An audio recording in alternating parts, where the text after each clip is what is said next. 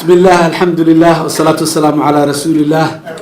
السلام عليكم ورحمة الله وبركاته. سلام كجدال فوزي وحن لقبا مهد علنتي قبلها الصوماليات شرفت بدن محان كور هذا آدي إنه شرفي مرول بي مال والبو أن تجننا سيدا إنه كلاون يصير لمدة إنه شرفه ومهتسينين أنا وحنا من سنة هاي كل يبقى قبلها يرجو ضلك يدولة لماذا قبلها أورون ذكر الدولة لماذا أورون والإسلام قال ويلكي قبل يصير شيء صعب حي غير كمتك أورون والله وذكرنا يا وانا أبدا نقول شيء واحد كليه مركب قبلها لو أورون واحد هيدا دجالك يدلك الدومنتيس رونان ما هتاسن مركوها wax lagu fiicnaado ama lagu roonaado ma ahayn meelihii kale dhan oo maxaan ku raadayay laga sinay gabdhaha ayaa ku maxaa ka tibatay marka gabdhuhu waa force soo socda hadii la yiraahdo oo dalka dawladnimada inay ku soo ciyaan laga rabo ma ayan dumin ayagu dawladnimada laakiin dhisideedii laga rabo hadii la yiraahdo insha Allah annaguna intii karaankeena inta aan fursad siin karno waa siinayna hadii la yiraahdo adikoo garanaysaan reactionary forces ka faraha badan ee dalka ka jira gabdhaha ama wax ogoleyn haddana muxuu ahay anaga inta karaankeena waan dadaalayna ilaahay idinkiisa taas haddii aan intaas uga baxo dalkii waxaan u maleynaa wax badan idinkuma seegana waxyaabaha aan ku fiicannahay waa facility-ga muxuu ahay media ee jira inkastoo marar badan sidii habboonaan lahayd inay u shaqeeyaan si ka duwan ay u shaqeeyaan haddana waxay ku fiican yihiin oo ay aad iyo aad soomaalida ugu fiicanta waxay tahay war helaa tale helaa la yiri meel walba in warka uu gaarayo dan qofka Soomaaliga ay judgmentigiisa markaa inay ku xiran tahay warka kii fiican oo qaadanayo iyo kii aan mudnayn in la qaato oo iska dhaafayo qofka ay markaa ku xiran tahay laakiin dalka fursadaha ka jira iyo culaysyada ka jira iyo horumarka ka jira intaba waa idin wada gaarsiisan yihiin haddaan wax yar aan dib u laabto runtii 2000 laga soo bilaabay intii ka dambeysay dalkeenu marxalado kala duwan uu soo mariyay mar walba meeshii aan rabnay ma inaan gaaraynin laakiin sagaashameeyadii wax ka duwan oo mar walba uu ka roon yaa soo dhacay inkasta oo trendiga Soomaaliya oo ahaa 4 sano 5 sano markii la joogo waliba koonfurta iyo maxaan ku raraa bartamaha Soomaaliya 4 sano 5 sano ugu badnaan 6 sano markii la joogaba in maxaan ku raraa dagaal weyn oo culus oo 4 sano 5 sano wixii soo sameysmay ay dib u noqdaan haddana oo ay ku dumaan ay dhacayeen haddana dhinaca dawladnimada muxuu ahay waxaa jirtay sheekooyinka sheekada dawladnimadu waxay noqotay sheeko mar walba taagan oo la waxaynayo sidii loo soo tukubayay waa tii sanadkii hore markii ugu horeysay gudaha Soomaaliya lagu shiro leeyahay intii ka horeysay waan garanaynaa Djibouti 1 Djibouti 2 Addis Ababa 1 Addis Ababa 2 maxaan ku raadayay Khartoum Cairo Bagathi intii la soo maray oo dhan waa la wada garanaya oo ay ugu dambeysay 2009 tii ugu dambeysay Djibouti ahayd ayadana marka inahaas oo dhan dadaal baa la waday dawladnimo Soomaaliyeed la raadinay dadka dagaalamay iyo kuwa wax qaribay lafsadoodu dawladnimo raadinayeen meeliski lagu raadinayay iyo wadadii la mariyay baa waxoogaa si ka noqotay taladii marka in Soomaaliya lagu shiro la yiraahdo runtii waxay ahayd arrin aad iyo aad u fiican oo go'aan fiican maalin maalmaha kamid la gaaray ahay liana dadkii odayaashii isu keenay gadaala laga wada taagnaa talada gadaala laga haystay maanta wixii la isiraada caawaba reactions ka dhalanayay maxaan ku raadayay waa la socday marka meeshii muxuu ahaay fariin oo warka ku imaan lahaa si joogto ah ayaa muxuu ahaay dadka Soomaaliyeed khaasatan intii markaas Muqdisho deganay oo Soomaali badankeedan u badan aada hawshaas gacanta loogula wada jiray oo lagu wada shaqeynay in wax dhismaan oo wax dhamaadaan oo muddo waliba ka yar inihii waad xasuustaan in Bagathi 2 sano ayaan muxuu ahaay fadhinay waad garanaysaan Carte ayadana sidoo kale 6 bilood 7 bilood aan fadhinay intii xoogaa ka yar ayaan Muqdisho la fadhiyay horeeyana loo socday yani wax rasmi oo dhameystiran lama hayn laakiin haddana dadku maturity bisayl waxay gaareen aan hore u socono wixii qabyadeena aan qaadano baraan muxuu ahaa hagaajin doonaa laakiin aan hore u socono fikirkaasaan wali ku socono aan hore u socono wax badan aan naga dhiman laakiin aan yaanan sugin oo aanan dhihin waa inaan dhammaan helnaa ama waa inaan waxba aanan hayn labadaasi wax u dhexeeyaa jiro oo waxba yaraan haysanaa horu socodkaasaa lagu socday meesha lagu soo gaaray annagu markaan nimiday waa fiirinay mushkiladihii soomaaliya oo dhan yaa la yiri bal hala isku dayo hala liis gareeyo liis aan dhammaanayno aad iyo aad u dheer yuu noqday wax walba mushkilad taagan oo in la xalliyo u baahanay noqdeen war bal hala sii kala haadiyo oo hala soo saaro bal maxaa kuwa ugu sii dardaran kuwii waa tii 6 tiir aan sameynay haddana bal ha lagu sii noqdo maxaan ku yiraahdaa hala sii galo waa tii haddana markii daba 4 ka mid aan ka soo saarnay 4tii oo ahayday amniga iyo maxaa garsoorka iyo cadaaladda iyo maxaa hantida qaranka public finance-ga iyo maxaan ku yiraahdaa social economic recovery ga waxyaabaha maxaan ku yiraahdaa tacliinta iyo caafimaadka iyo dhaqaalaha iyo waxa ayagana in laga dhigo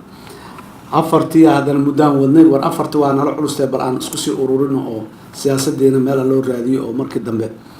sidaa hadda ku socota markii dambe waxaan mar wal dadka aan soo dhageysano dadka Soomaalida ah maxay qabaan walwalka ay qabaan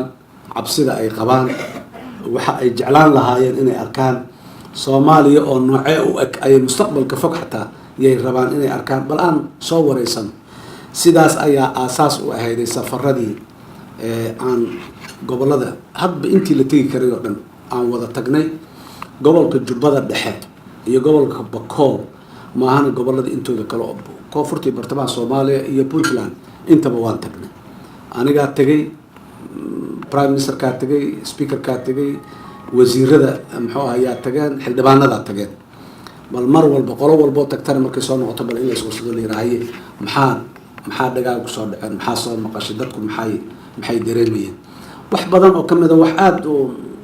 dadku ka cabanayeen laana xanuunka ugu darano markaas haya ay cabirayaan dadku oo ama laba beelood meel isku haysata ha noqoto ama qola muxuu ahay xoogaa la dhibay oo cabanayso dhaysa anaga waana laga gardanay waxaana lagu hayaa ha noqoto laakiin dawladnimada su'aalaha dawladnimada iyo waxa markaa weydii marka runtii wax badan ka soo baxay wixii ka soo baxay waxa ugu weynaa compact documentigi maaldood process la geeyay oo laga present gareeyay oo runtii koobayay baahida gobolada Soomaaliya oo dhan in maxaan ku iraahdaa la isku keeno hal document laga dhigo dabcan Somaliland oo kale gooni ayay u sameeyeen Puntland la sideeda gooni ayay u sameysay bartamaha koonfurta Soomaaliya si kale gooni ayaa loo wada sameeyay laakiin ugu dambeystii hal document inay wada noqdaan of course muddada la sameeyay dad badan concerns qabo dad badan qaba in wax badan oo rabeen ay ka maqan yihiin meesha laakiin waxaan haddana go'aan ku gaaray documentigaasi document null oo live ah oo berri dib u eegis lagu sii sameynayo oo wixii ka maqan lagu kordhinayo oo wixii laga maarmo laga sii saari doono oo soconayo oo 6 biloodba mar dib u eegis inta lagu sameeyo qiimeyn la waxaynay inuu ahaado yaan markii dambe ku wada go'aan ku wada gaarnay dadkuna ay ku qanceen documentigaas ayaa aasaas u ahay lacagtii meesha lagu pledge gareeyay sanadkii 2011 iyo 10 mid ay aad u maxsuusta process shir asaas oo kale ka dhacay oo 200 milyan lagu pledge gareeyay 200 milyan dawladii muxuu ahay ku meel gaarka maxaa jirtay 3 milyan ee barak soo gaartay laana barnaamijyadii iyo planskii iyo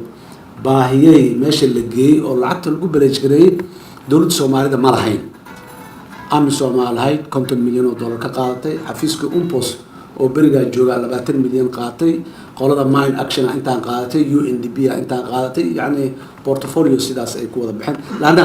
baahidii meesha la keenay lahaayeen ayagu markaan anagoo experience gaas ka fikireenahay waxaan diiday baahi kale in meesha la keeno cidii kale baahi kale qabto markeeda loo qabto shir kale oo hadii wax la siinayo hal siiyo laakiin markaan baahida Soomaalida bas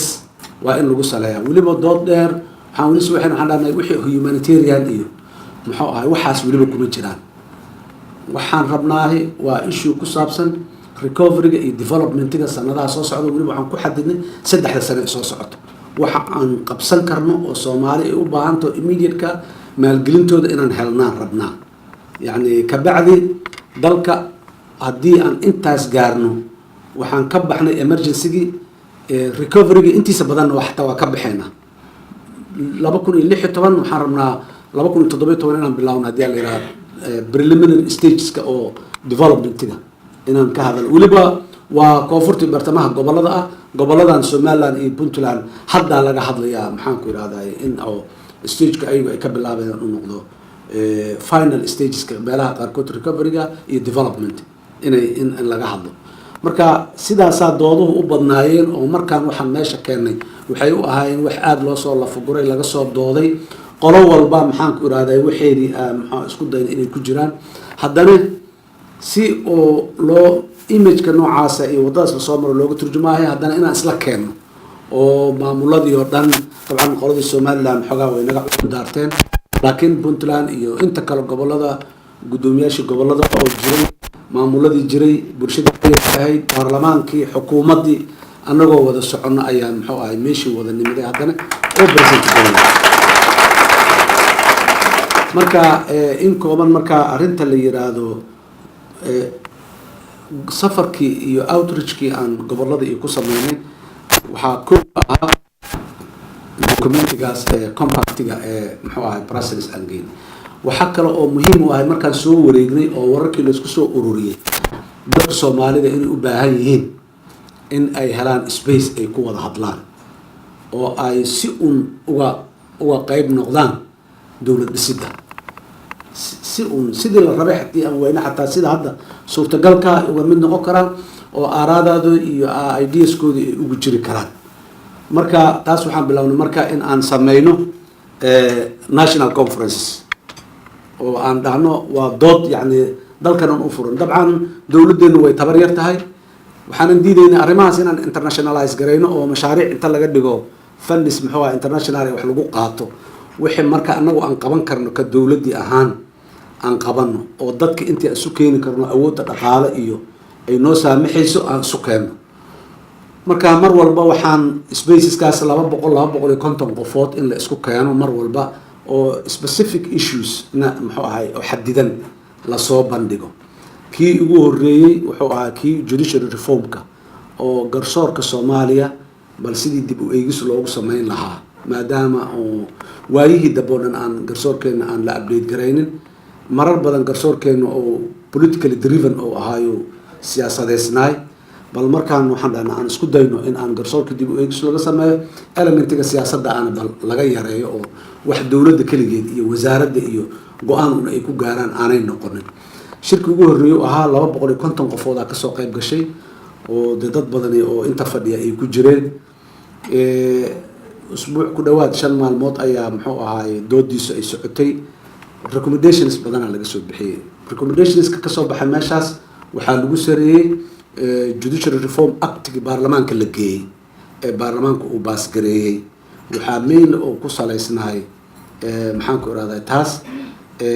London shirki ahay markaan imaanaynay documentiga aan keenayna wuxuu ku saleysnaay ayadana muxuu ahaa ka oo dhinaca muxuu ahay dhinaca sector-ka justice-ka aan uga hadlay waa ka soo gudubnay waxaa ku soo xigay kii education-ka tacliinta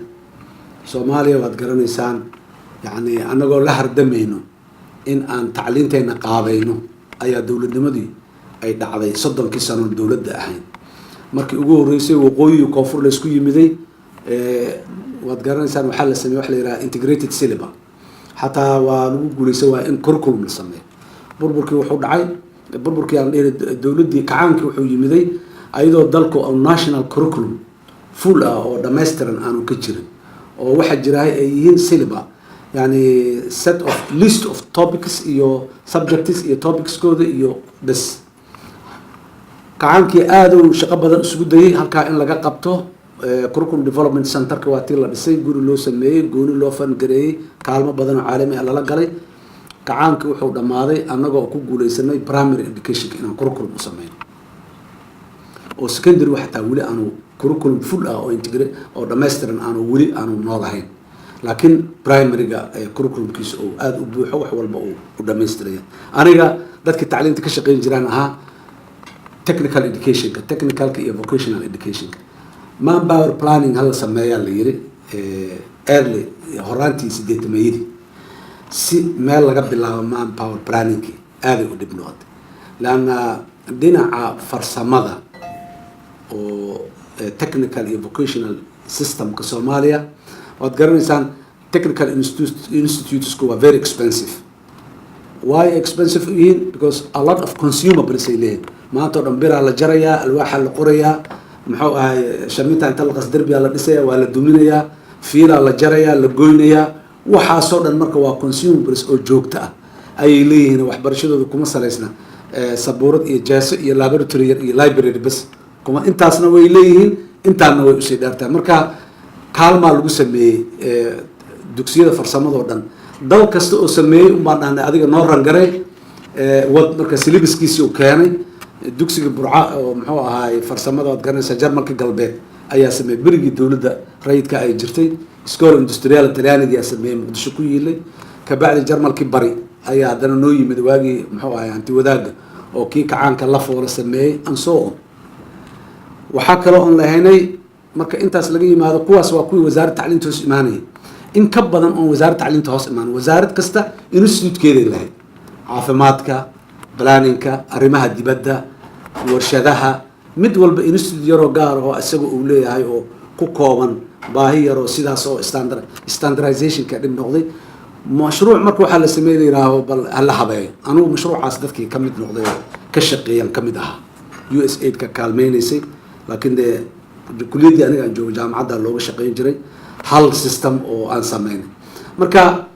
tacliinteenu maadaama taariikh sidaas ay leedahay oo aad u kala duwan oo secondary certificate dugsiyada farsamada waxaa ka jirtay secondary certificate oo 3 sano lagu qaato iyo mid 4 sano lagu qaato oo isku midna ah oo jaamacadan la isla wada tagay labadii wiil ee isla bilowday laba dugsiyo farsamo mid intuu form 4 yahay midka kale jaamacad uu galaya marka waxa ka jiray yani mas aad iyo aad u dhib badan tacliinteenu marka taariikh saasana plus intaas marka maxay keentay tacliintu waa meelaha laga sheeb gareeyo ummadaha yani mustaqbalka ummadana siday u ekaanayso iyo itijaaheeda iyo waxay aaminsanaanayso oo yani valueska ay xambaarsan tahay iyo waxa ay hiigsanayso iyo aspiration waxa dhan meesha laga sheeb gareeyahay waa systemka tacliinta haddii systemka tacliintu dal aan u hagaagsaneyn way dhib badan tahay si kasta oo ummaddu ay wax badan u wadaagto harmony inuu yimaado oo social harmony la helo oo development la helo adduunyada waad wada aragteen inaad lacag badan haysata iyo inaad khayraad badan haysata iyo prerequisite uma aha inaad horumar gaarayso laakiin human capital xoog badan inaad leedahay ayaa waxay prerequisite rasmi u tahay inaad horumar gaarayso dalalka adduunyada Japan South Korea examples badan oo la tirin karaa jiro oo aan khayraad iyo kuwa petrodollars ka la yiraahdo khayrka ku fadhiyo iyo meesha ay adduunyada rankiga oo horumarka ay uga jiraan marka tacliintu haddii aan mustaqbal fog aan ka fikiraynahay waa the only tool oo aan mujtamacaan haddii laga hagaajiyo mustaqbalka daba la dhihi karo way ka badbaadayaan waxyaalihii hadda dhacay oo kale inay dhacaan way ka badbaadayaan marka saas ayaa marka waxaan ayadana qabanay National Education Conference ugu horeeyay oo looga hadlay tacliinta sidoo kale waa laga soo wada qayb galay Somaliland Puntland طبعا Somaliland civil society oo badna wax ka soo qaday laakiin dawladda Puntland wasiirka tacliinta iyo teamka tacliinta ka shaqeeyo dhan iyo way ka soo wada qayb galeen kii horena sidoo kale ahaa dawladda Puntland fully ay wax badan ayaa xataa maqan laakiin at least waxaan dhihi karaa the first cut oo maxaan ku raay educational reformka dalku inuu galo loo baahan yahay yaa shirkaasi yaa ka yimaadeen shirkii labaad oo ahay kii saddexaad oo ku xigay marka midka siyaasadda oo ahay shirka political future-ka Soomaaliya yani siyaasadda waa waxa wax walba haga oo haddii aanay toosin wax kale oo dhan ma toosi karaan laana ayda qaribayso tacliintu ma toosayso economiga ma toosiyo amnigu ma waxaysmayo siyaasadda hadday qariban tahay oo la isku wada haysto oo tools lagu kala adeegsado wax lagu kala furfuro aanay lahayn way dhib badan tahay marka bal waxaan dhahnay aan bilowno dooda ah Soomaaliya noocee ah ayaan rabnaa mustaqbalka inaan helno ama ilmaheenu ay helaan haddii aan annagu hadda aan heli weyna xataa marka foundationskii ma dhigi karnaa oo hadda doodeedii ma furi karnaa ayadana sidaas oo ahaa si marka ay siyaasaddu u hagaagto waxyaalada iska academic oo philosophical oo doodooda aanay dhammaanaynin oo ay iska soconayso weligeed in oo waqti badan ay nooga dhumaan runtii hadda ma afford garin waa loo baahan yahay taas lafsadeeda oo maxaan ku rahay philosophical discussionska iyo academic maxaa ahay aad iyo aad loogu baahan yahay laakiin maanta annaga qodaxaan ugu mudan oo aan rabnaa inaan iska siibno waa inaan dowlad yeelanaa dabcan dowladdaasi fikirka dowlad xun dowlad la-aan ay dhaantaa ma qabno sax maaha dowlad xun marka dambe dowlad la-aan lay ku geynay say kusii wado marka horeba ha ka fikirin dowlad xun ha ka fikirin marka horeba dowlad fiican ka fikir wixii aad gaari weydo oo duruufaha markaas jira ay ku saamaxayn waa ogolaaw inay kaa maqan yihiin laakiin adigoo hiigsanayo oo inaad berri gaari doonto og ha kaa maqnaadeen laakiin marka horeba meel soka ha ku caajisan bal waxuun hala helo muxuu ahay aan iska soconna ha dhihin oo maxaan ku irahdaa ha lagu adkaysto marka dowlad fiican oo soomaaliyeed oo shaqaynaysa dalka sidee ku heli karaa mashruucaasi mashruuc beri iyo laba iyo sanad iyo hal teeram iyo ku imaanaya ma aha laakiin waxaan rabnaa dhinacii bal wuxuu ay naga jireen inaan u jeesano haddii aan sii garguurano xataa waa gaaraynaa marka dambe laakiin haddaan dhinac kale intaan u jeesano 100 kilomitr xawaare saacaddii haddaan ku orodno waan kasii fogaanaynaa on soo maha dowladnimadii shirka oo marka siyaasadda ahay oo aan waxaa loo yaqaano initiative-ka aan u bixinay 2016 2016 aan ku qabanay wuxuu ahaa kaa 2016 aniga as madaxweynaha jamhuuriyadda maanta ilaahay idinkiis waa inta aan hubo inta aan tala leh aan cod leh 2016 ka bacdi it's not me aniga madihi yani dad kale iskale haddii maalintaas la gaaro maalintaas marka waxa aan aniga ku midgareeyey oo dowladda qeybaheeda kala duwan oo kalena intaan ka doodnay ayaguna ay ila qaateen ila ku midgareeyeen waxa waaye old ideaski inaan la recycle gareynin oo mar walba ayagana aan la soo celinin waad garanaysaan laga soo bilaabo 2000 ilaa hadda waxaan isku haysan jirnay waqtiga dowladda ka dhacay extension ha loogu daro maxaan ku irahdaay bal waa extensionka waa dhammaaday haddana odayaasha ha loo yeero oo ha noo soo xulaano baarlamaan markaan waxaan dhahnaa labadaas aan ka gudubno no more extension no more selection this time 2016 waxaan hiigsanaynaa dalka Soomaaliya doorasho inay ka dhacdo ilaahay idinkiisa yani dalka dhan ma ka wada dhacee meelo kooban may ka dhacee doorasho noocee ah one person one vote maan gaaraynaa ma muxuu ahay xasan sheekh inta ma soo joojin lahaa inta taageersa xasan sheekh ku daba safata ma aan leenahay it all depends on muxuu ahay spectrumkaas dheeraan haysanaa laakiin selection iyo maxaan ku irahdaay iyo extension option nooma aha absolutely si marka taas aan uga shaqeynahay hadda waa inaan bilownaa 3 years waa waqti aad iyo aad u kooban dad badan waxay qabaan waa impossible 3 years laguma gaari karo annagu waxaan qabnaa haddii aan ka shaqeyno oo sida saxda uga shaqeyno oo dadka Soomaaliyeed ay nala qaataan ajandahaas oo ay nagala shaqeeyaan waa la gaari karaa waa la xaqiijin karaa haddii ilaahay weliba 3 years ma ahana waa 2 years sanadka dambe ugu dambeeya waa sanadkii la waalanayo oo maxaan ku rahay orodka iyo maxaa ahay la kala gelayay laakiin September 2015 waaye waxa dhabtaa oo maskax degan iyo caqli degan iyo anagoo maxaan ku rahay ka shaashimala aan heli karna intaas inaan dastuurkiina ku hagaajino ku dhameystirno referendum u qaadno inaan maxaa ahay sharcigii xisbiyada aan sameeyno inaan maxaan ku rahay meel marino inaan sameeyno maxaa ahay qaabkii doorashooyinka Soomaaliya maanta ku haboon inaan asagana aan sameeyno yaana laga rabaa inaan sameeyno maxaan ku rahay arintii federaalka aan meel gaarsiino oo federal unitski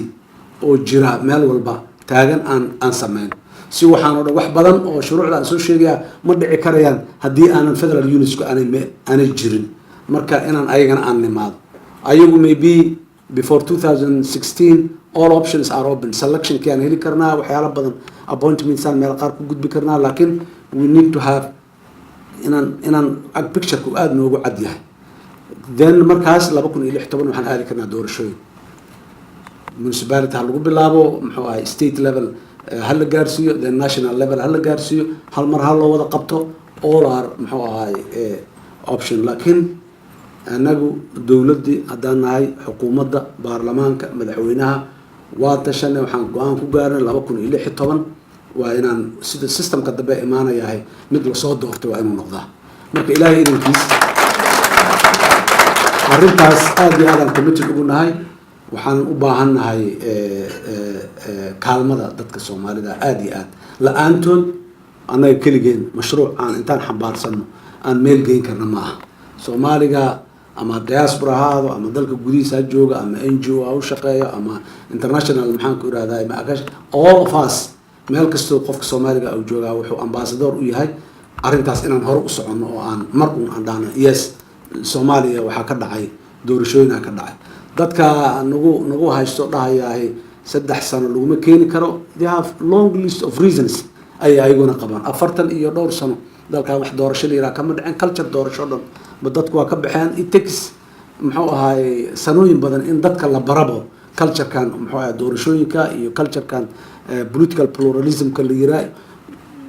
waa philosophical discussions ka aan sheegaynay oo muxuu ahaay magaciisa waxaan rabnaa annaga this thing has to happen not necessarily the perfect sida ugu fiicnad inay u dhacaan qasab maaha laakiin waa inay dhacaan laana cunug hadaan u dhalan ama koraya marka waa inay waxa culture-ka noocaas ah ee isdoorashada iyo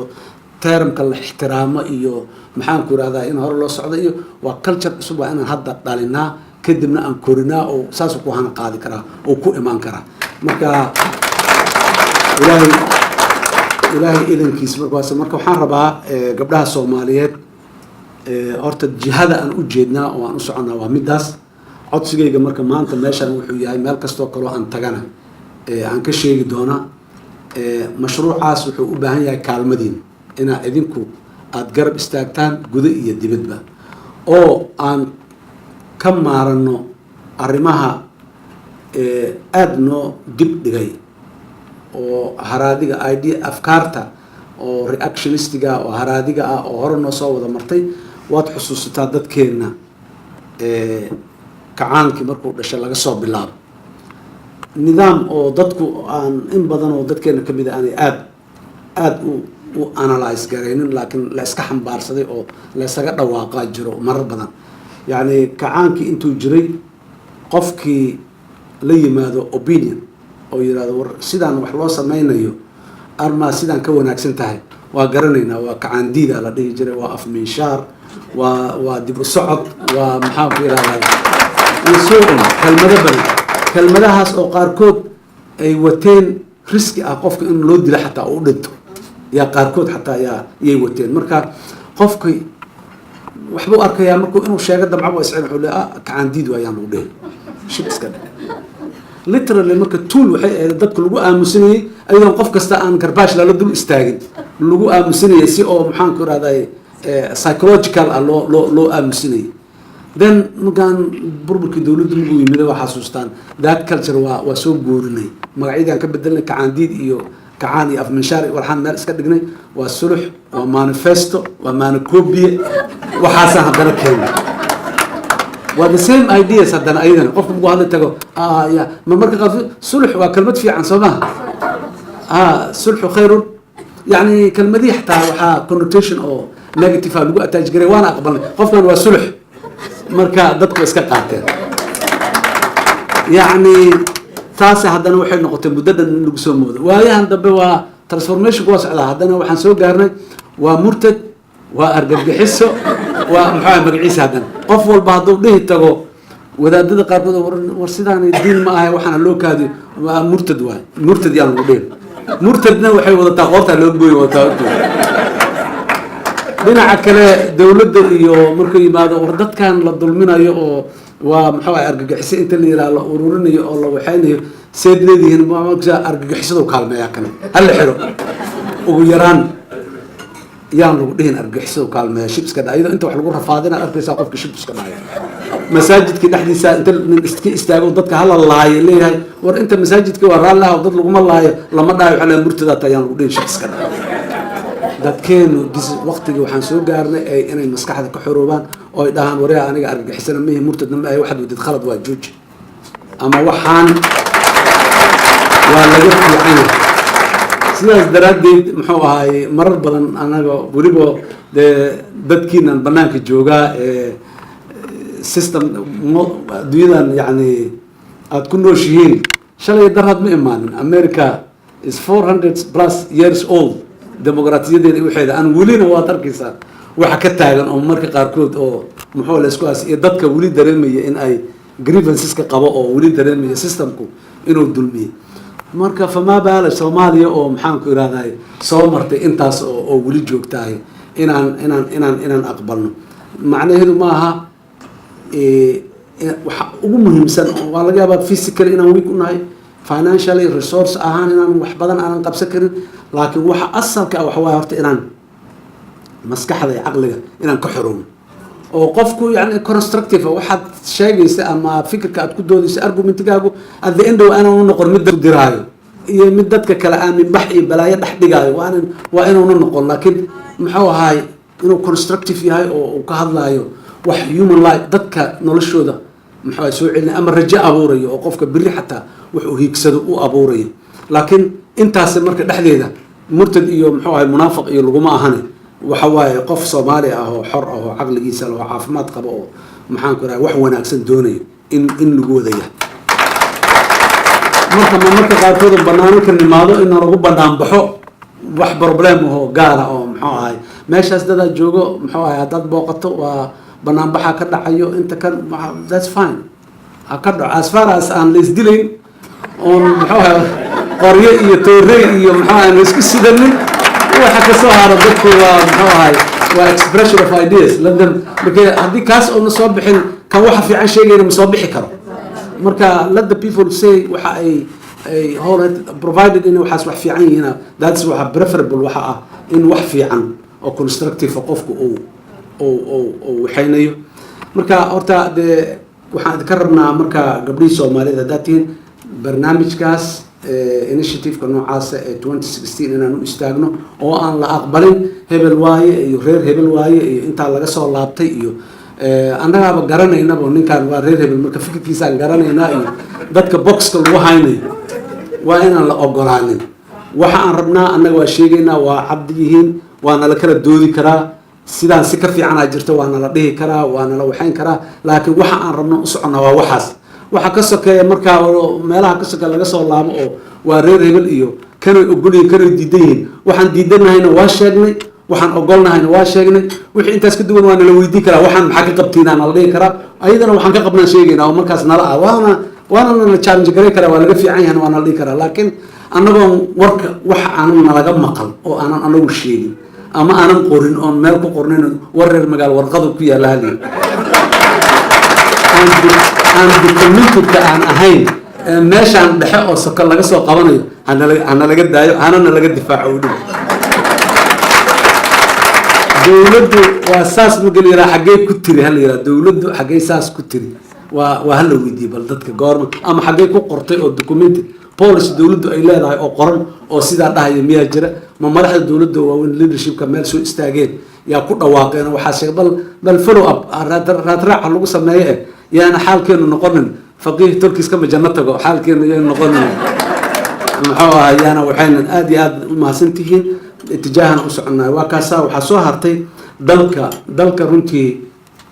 wax badan oo kamid ah annagu history muddo dheer soo taxnaay oo dhib badan oo maxaan ku raadayay aad u xanuun badan ayaan gadaal yaan leenahay oo marar badan waxaan xambaarsannahay baggage-kaasaan xambaarsannahay oon wadanaa Soomaali haddaan nahay iyo ajnabiga Soomaalida la shaqeeya yani waxyaabaha xafiisyada qaarkood hay-adaha internationalka sida UN oo kale aan doodahana dhexyar hadda waxay yihiin waxaan dhahay annaga we do not discriminate dadku ma discriminate garaynayno, laakiin 20 sano la soo dhaafay ee transitionka iyo maxaa dhibka lagu soo jiray dadkii Soomaaliya ka shaqeynay maanta Soomaaliya ma ka shaqeyn karaan. we need new people. laakiin ninkii aaminsanaa unpos shana ka shaqeynayay ama UNDP joogay ama EU joogay ama meel kale joogay ee aaminsan dadka Soomaalida waxba looma dhiibi karo, they are not trustworthy. marka waa in NGO gaayarka loo dhiibaa isaguna oo muxuu ahay subcontract si bixiya mid kale oo yar Soomaali ah oo u sii dhiibaa oo waxba waliba issues-ka markay humanitarian iyo waxa ay yihiin fine everybody can do it haddii uu qofkaasi waxa la ama wax laakiin issues-ka dawlad dhisida state building issues-ka politics-ka in maxaan ku irahdaa la franchise gareeyo macquul maaha. marka qolaa tiri shirarka hadda aan idiin soo sheegay oo dhan 4 shir aan qabanay by the way all of them bas dawladdu ay leedahay lagu qabtay hay-ad bixisay ma jirto hal one penny hay-ad bixisay ma jirto. budgetka yarkaa iyo resourceska yarkaa dawladdu mana aha macnaha inaan anagu diidna ma aha, laakiin waa imaan waaye mar walba qolaan weydiinaan dhaanahay this is what we want 250 qofood intaana dibadda ka imaanay, ticket waa intaan, accommodation waa intaan, bening waa sidaan, station budgetka dhan maxaa nagala qaban kartiin intaan waa dhiibaynaa diyaar unahay keena maya dawladda toos uma dhiibi karna laakiin waxaan soo marsiinayna meel soo marsiya this is the time annagu timekaan leenahay datekaas shirka waa inuu qabsoomaa maalintii la gaaray oo dadka waa in la commit gareeya. qofaad hadashay Washington jooga ama London jooga dhahday shirkaas kasoo qayb gal uu xisaabiyo wuxuu dhahay okay dateskaasaan leenahay please can you adjust your program inaad dateskaas 5 maalmood weekaas xamar inaad timaadid haye qofkii confirmation kusoo diray wuxuu ku dhahay aniga am available datekaas UNDP-na dhahday datekaas tikadhadii diyaar ma aha marka inta kusoo noqon maan leenahay datekaagii bedel haddana waa impossible ma dhihi karo oo sheegna waxaan dhahay these are the dates aan leenahay saacadan maalintaas waxaan rabnaa dadka noocaana liiskan ku jira tikadhada inay gaaraan kuwa gudaha jooga Garowe jooga Hargeysa jooga Gaalkacyo jooga Baydhabo joogana waqtigaan aan rabnaa inay gaaraan this is the plan waaye muddo inta ka laabo marka qaarkood 2 jeer oo isku mar horta conditions aan loo keenay waxaa la yiri ABCD aan yeeshaa hay oo adiga maxaa ka galay muxuu ahaay ABCD iyo waxaan iyo this is Somali issue, it's a local adiga mashruucana naga dhaxeeyo oo aan funding aan ka weydiisanay can you come up maya anaga ma yeeli karna kan ma yeeli karo wali soo madaxweyne bistaas miyaa bis okay warqada loo qoro waa maasantiin hala dhaho another's go aan samaysan anaga mar kale yani example ugu dambeeyay wuxuu ahaa kii hadda waxaan dhahnay process la tagaya dadka noocaan oo dhamma tagayo guddiga dawladdu magacaabaysa organize gareey dadkan logistics-kooda maya anaga kala organize gareynayno dawladdu intaasay leedahay invitationskeeda waa kaasa laakiin bulshada rayidka anaga naloo daayo baarlamaanka anaga naloo daayo maxaan ku irahday gobolada iyo magaciisa anaga naloo daayo waa la qaybiyey UNDP adiga kaas baarlamaanka soo dir adiga civil society-ga soo dir adiga magaciisa soo dir at the end where it ended up in la yiraahdo xildhibaanadii muxuu ahaa hotel u bogaraysanna ma laha meel ay joogaanna ma laha way soo degeen airportka for the last 2 hours meeshaan ay taagan yihiin anaga NDP aan ku ogeyn oo lacagtii aan mar hore anaga aan Soomaali aan muxuu ahaa lacagtiina anaga xildhibaanadii inaan hotelkii dejiyo oo maxaa ku raadiyay isagoodii aan bixino oo ay saas ku baxaan the last day baxayeen noqonayeen dalka noqonayeen. So this is the waxaan hayso that's why markaan u leenahay who's doing that that's the culture in muxuu ahaa ma dhiibi kar miyeen kar midaas dib loo dhigo hala si muxuu ahaa la si jiido maalinta wixii inay macna beelaan marka wixii oo qofkii halkan ka shaqeynayay ee Washington shaqadiisii muddo usbuucan ka saacad dib u dhig dib mu dhigi karo marka qofkaas ma ku imaanayo kii kale London koox kala ku baaqatay xagga kuwa kala ku baaqday so at the end we ended up dad yar oo muxuu ahaay macnaha islaayay waxaan afkaar badan ku kordhin karaan oo dhan inaanay ku imaanin marka waxyaabaha aan we cannot afford this ma yeeli karno sidaas marka waxaan u baahanahay dad dynamic oo nala shaqeyn karo oo nala iyo deadlines iyo wax aan leenahay annaga oo aan u aragno inaan dib u dhicin nala dhawo mid badan marka isku qabnaa waana ilaalinaynaa niman meeshii muxuu ahay waxaa yidhi xag jira oo muxuu ahay ultra nationalists oo wax walba muxuu ahay ajnabiga nacab oo macaamilkiisa diidayo in la yiraahdo waa diidanahay oo haddana meeshaasna lagu corner gareeyo inaan fashilano oo seeyalnahay waa laga waayay lacagtiiba gaaladii lacagtii laga waayay aan dhahnana wayna dhibeen marka in between yaan muxuu ahay yaan u dhaxaynaa muxuu ahay yaan ku dhex soconaa waxaan rabnaa marka waa ka imaanaynaa waana nalala qabsan doonaa waana nala fahmi doonaa meeshii aan anagu aan zaa'id ku nahayna anaga qabnaa wax badan inaan marka waxaan rabnaa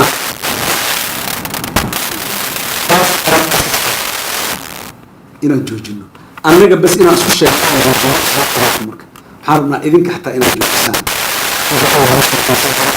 hadaaqi jiray isku imaan jiray laga waxayn jiray de meesha ayna geyn jirtay bayna geynayaan this time waddo cusub oo qodxa badan oo kurtumo badan laakiin minimum 50-50 chance inaan guulaysanay laakiin mid aan ognaho shalay inta qaadnay daraad qaadnay maalinta ka hor qaadnay all of aan ognahay meesha nagu dhammaynayso inaan ku noqonaa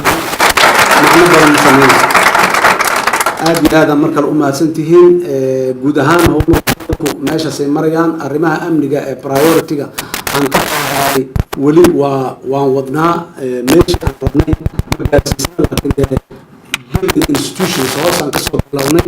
waxaan rajaynaynaa wax badan ay imaan doonaan wax badan oo amniga oo aada looga afeexay amniga dib u dhacay iyana sax ma ahan phenomenada maanta ka taagan baqdaad ka taagan maalin dhaweyto inta muxuu ahaay ka taagneed halkan muxuu ahaay america dhexdeeda soomaaliya wax oo gooni ugu liidata ma aha laakiin waxyaabaha kaloo dhan muxuu ahaay amniga taas lafsadeedana aad iyo aad dagaalkii frontiga shabaab hadda uu sii dhamaanaya haddii la yiraahdo laakiin midaan muxuu ahaay suicide bomb iyo waxaan ahnay ayaduna waa la tacaal u dhamaanaya safarkaas inaan soo gaabnaadana waan rajaynaynaa ugu dambeystii waxaan rabaa fursaddan inaan uga faa'iidaysto saaka waad maqasheen nairobi wax ka dhacay yani waa wax aad iyo aad u fool xun waa wixii ka dhacay maxkamadeennii waa wixii ka dhacay un campainkii magaalada muqdisho kale iyo wax lamid ah